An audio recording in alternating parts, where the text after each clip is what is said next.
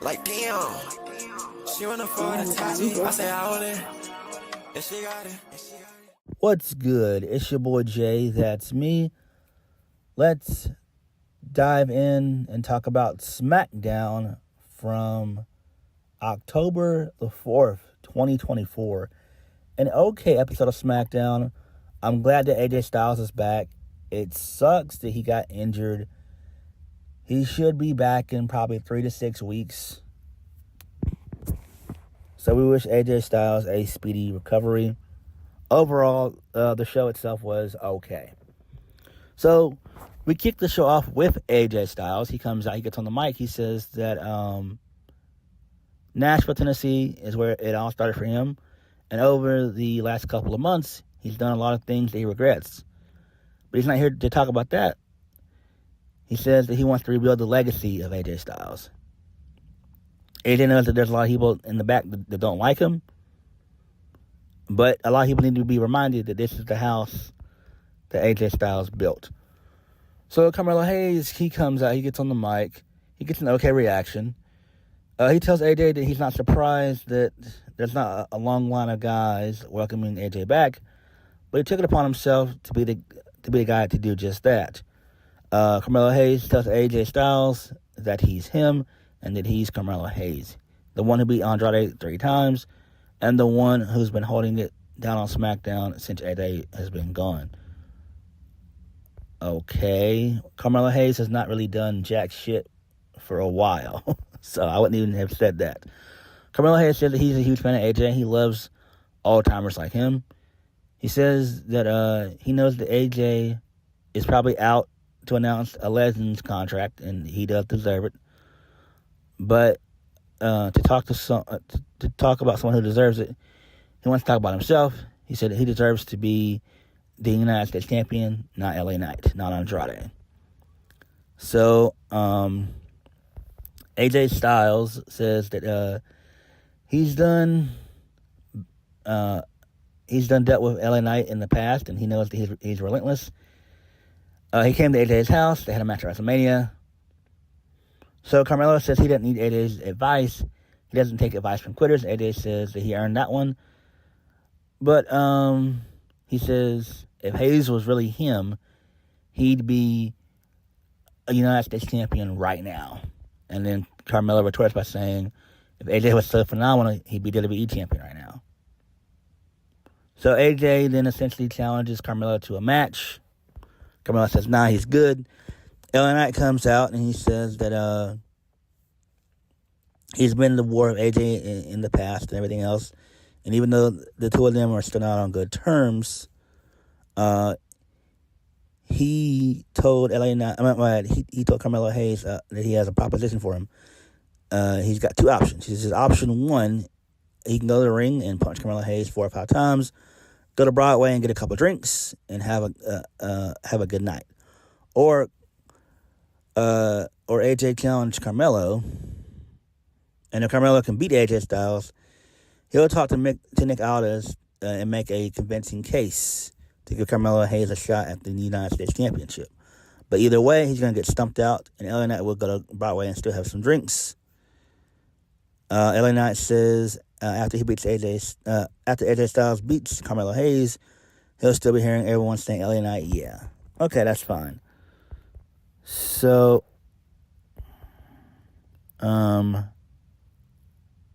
this leads us into our first match of the night.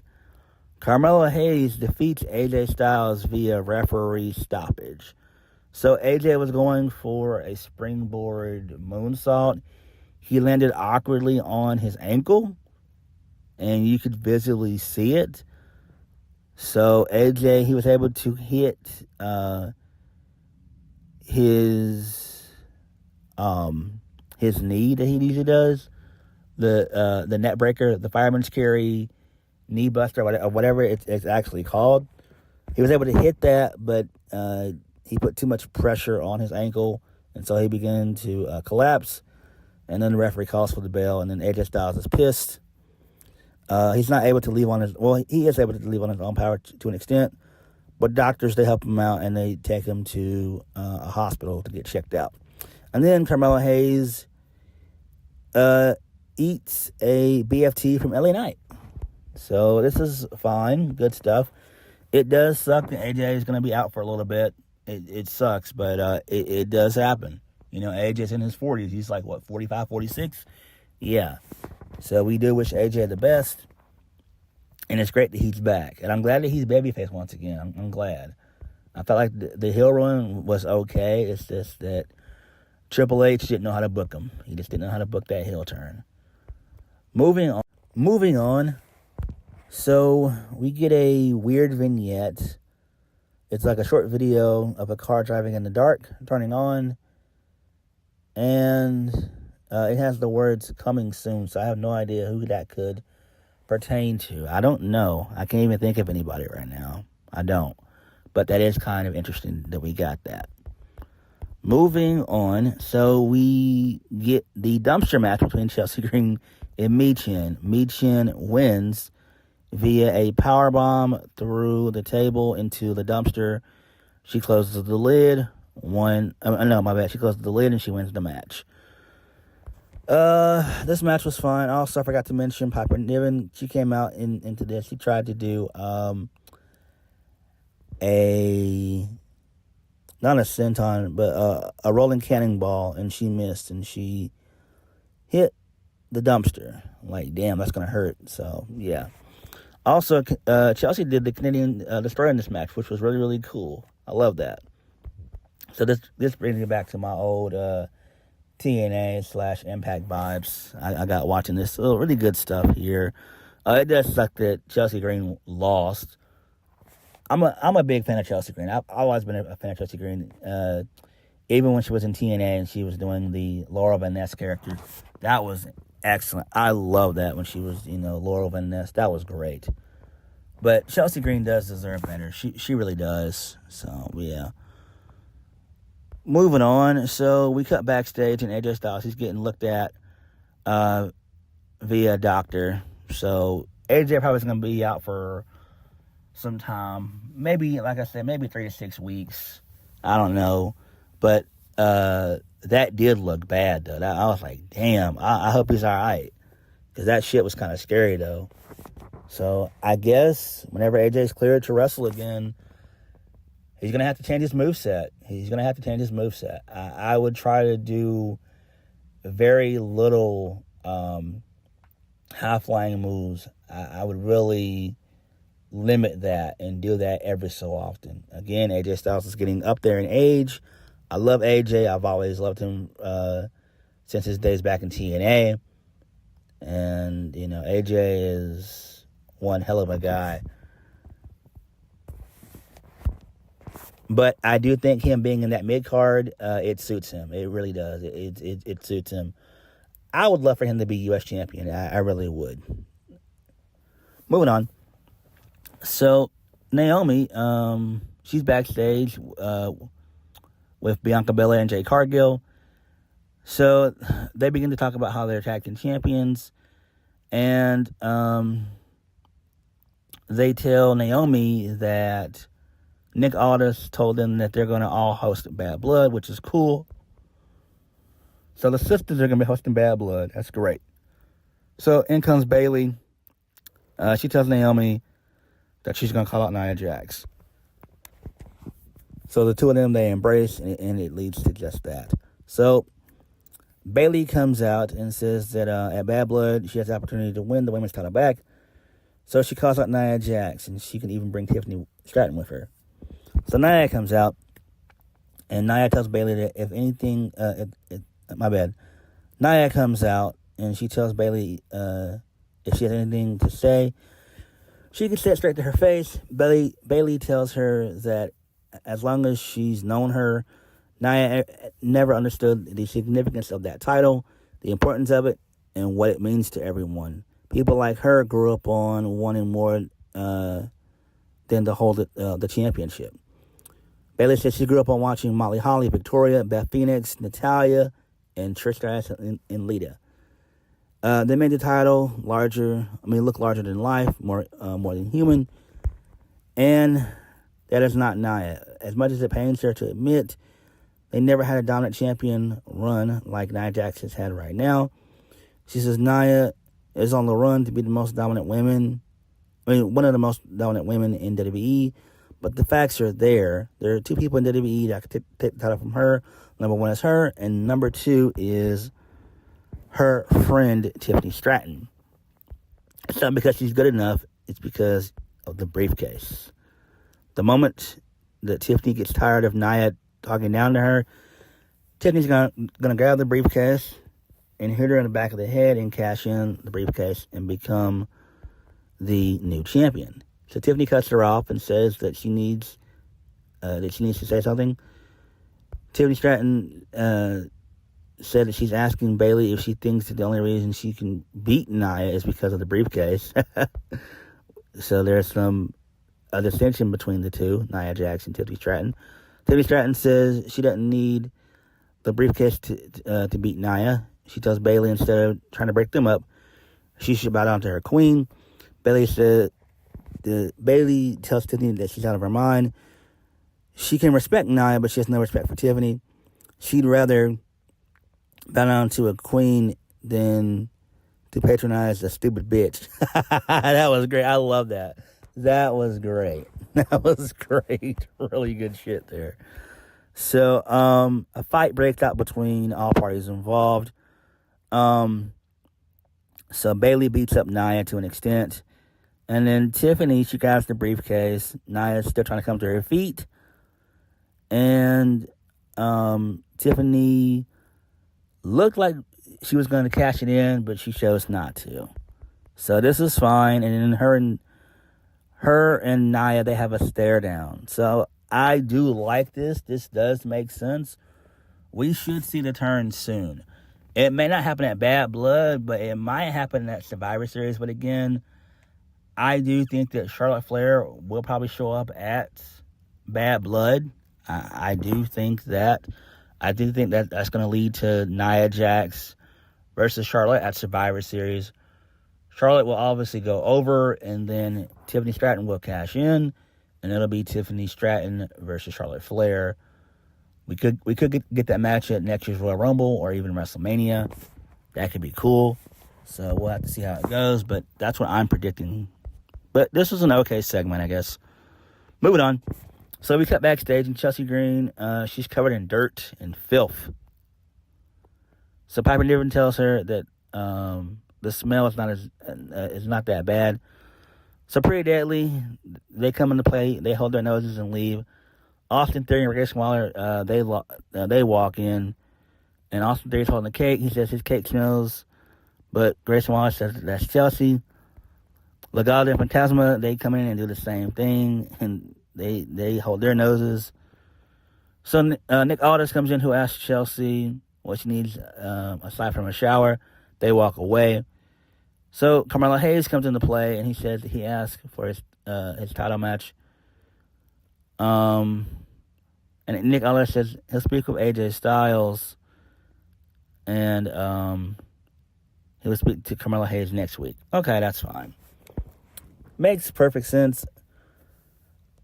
We could still get a fatal 4-way. I mean, not a fatal 4-way, but a triple threat. I assume that'll happen. I assume it'll be LA Knight. LA Knight, Carmelo Hayes, and Andrade at some point. That's probably where this is all leading to. It couldn't be a fatal 4-way if you add AJ Styles, so we'll have to wait and see. That might be the plan going into Survivor Series, a fatal 4-way, but you can do that on a random episode of Smackdown. So yeah. Moving on, Naomi defeats Tiffany Stratton. This match was pretty good. I love the spot where Naomi was going to go for an X Factor. Tiffany reversed it and did a really good drop kick. That was great. And then Naomi, like I said, she rolls up Tiffany Stratton for the 1, 2, 3. Pretty good stuff there. Moving on. So we go backstage with the Bloodline. Jacob Fatu, he starts yelling the entire time, saying that everyone loves their tribal chief, and when they respect their tribal chief, they'll worship their tribal chief, and they will acknowledge the real tribal chief. Solo says to acknowledge him. So this was fine. Jacob Fatu is great. I love Mr. Jacob Fatu. He is awesome as fuck. He's great, man.